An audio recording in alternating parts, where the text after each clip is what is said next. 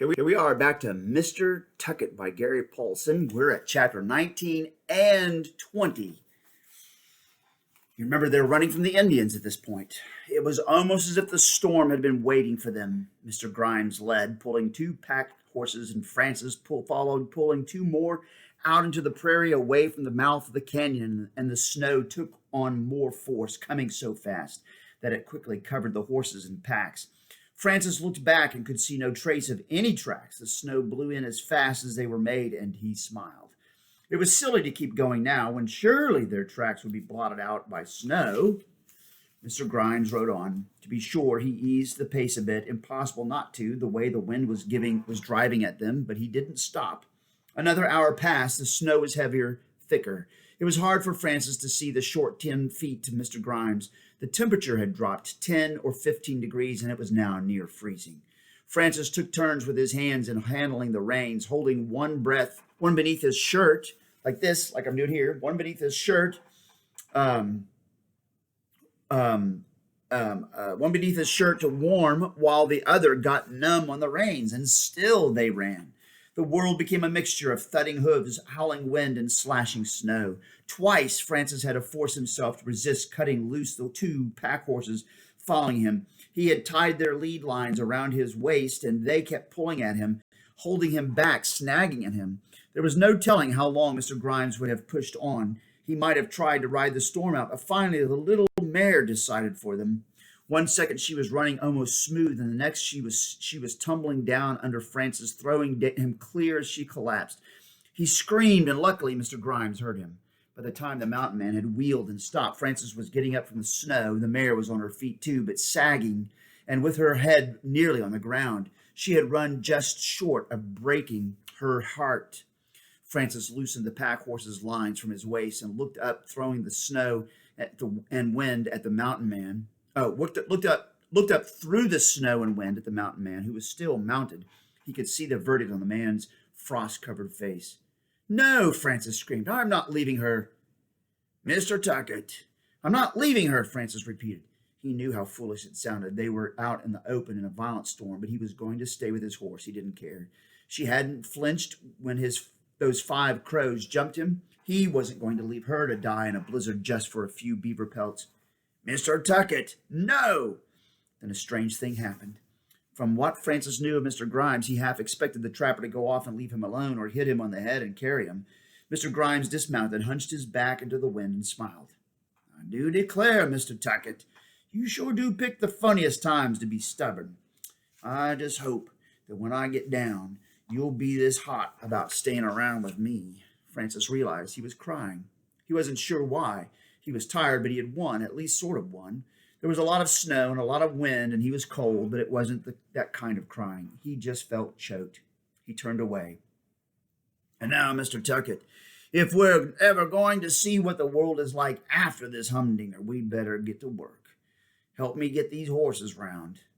Mr. Grimes put all the horses nose to tail in a tight circle. Then he cut the beaver pelts loose from the Indian ponies and put the packs in the middle of the circle of horses. "Now hobble them," he said, tying a piece of lead rope around one of the pony's front ankles. "Hobble them tight." Francis worked fast. In no time, all the horses, including his own, were hobbled tight front and rear. Then Mr. Grimes went around the circle on the outside and began pushing the horses over toward the center. When he was done, all of them were lying on their sides with their backs, leaving only a small circle of empty space between the beaver pelts. Mr. Grimes went around and pulled all the horses' front and back legs together and hog-tied them. Now they couldn't get up, no matter how hard they tried. "And now, Mr. Tucket, why don't you and me catch up on a little sleep?" Stepping over the horses to the center, he motioned Francis to do the same. They cleared off the snow in a little empty space and began covering it with beaver pelts cut loose from the packs. They used almost half of the 200 near-dry pelts, fur side up, and when they had finished, the circle of space was completely covered with warm fur. They lay down and covered themselves with the remaining pelts. It was a cozy, warm place. The horses' backs gave off heat and stifled the sound of the wind. Francis was almost asleep as he put the last pelt in place.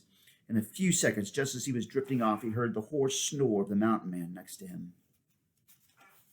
Francis didn't know for sure how long they slept in their horseflesh shelter, perhaps 10 hours. Then they lay awake for a time, not talking, just listening to the wind whistling, and fell asleep again.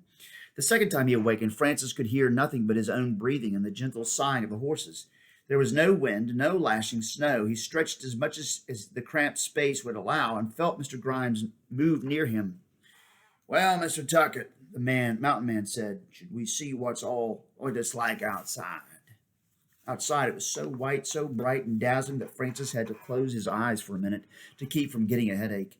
They had a bit of trouble getting out of their home, and snow had drifted nearly 4 feet deep over them. But once out, Francis was amazed to feel the warmth of the sun. Mr. Grimes didn't allow him much time to marvel at things, or even over the fact that they were still alive. "Come on, Mr. Tucker, we've got to put these horses back on their feet and get to Spot Johnny's. We're not in clover yet." Getting the horses up turned out to be quite a job. They were stiff.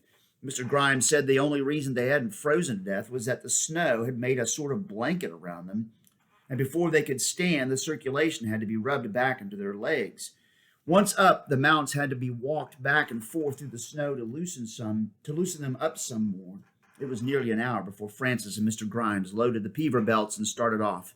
The beaver pelts and started off.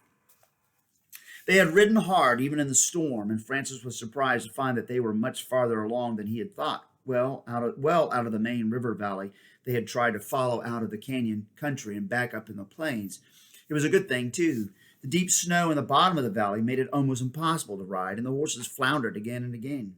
Once they had fought their way to the top of the bluff wall where the wind had swept the snow along, the going was much easier. There were drifts now and then, but they rode around the really big pileups. It was cold, almost zero, but without the wind and with the sun on his back, Francis felt fine. His mare was in good shape again, and the world was a bright new land, crisp, clean, and alive.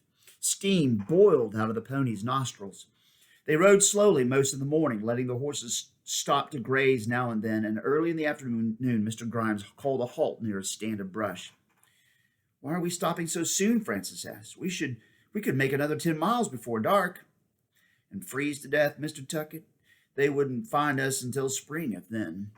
We're stopping to build a lean-to out of those willows and get a fire going. We're stopping to eat, if you can find some meat around here somewhere, and we're stopping to let this sun work on those beaver pelts for a spell.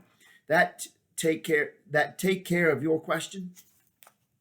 Francis nodded, sliding from the mare. They cut the pelts loose and spread them fur side up to dry the moisture out of them.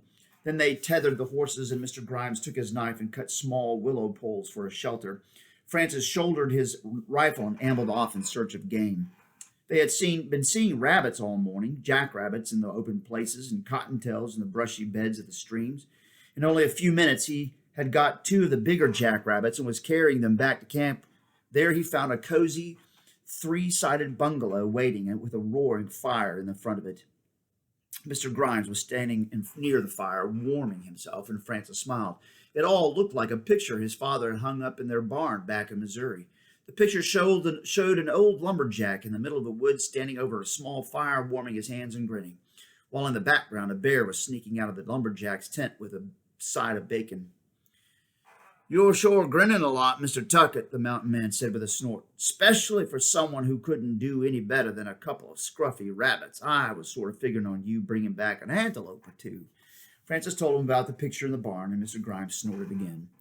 "Must have been an eastern bear. Out here, we've got grizzlies at least up in the peaks.